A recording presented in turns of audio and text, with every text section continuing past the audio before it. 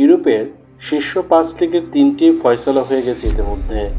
3 match হাতে রেখেই 29তম শিরোপা জিতেছে বার্সেলোনা। এর মধ্যে নিষ্পত্তি হয়ে গেছে বুন্দেসলিগার টাইটেল রেস। বুন্দেসলিগার চ্যাম্পিয়ন বায়ার্ন মিউনিখ।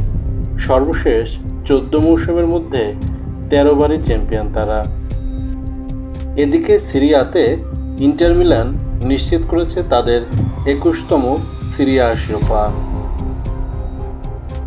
কাতারি মালিকানায় আসার পর অর্থের ঝনঝনানিতে উঠছে পিএসজি।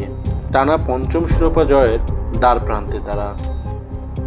আর্সেনালের জন্য শিরোপা স্বাদের বয়স তো কম হলো না, 22 বছর।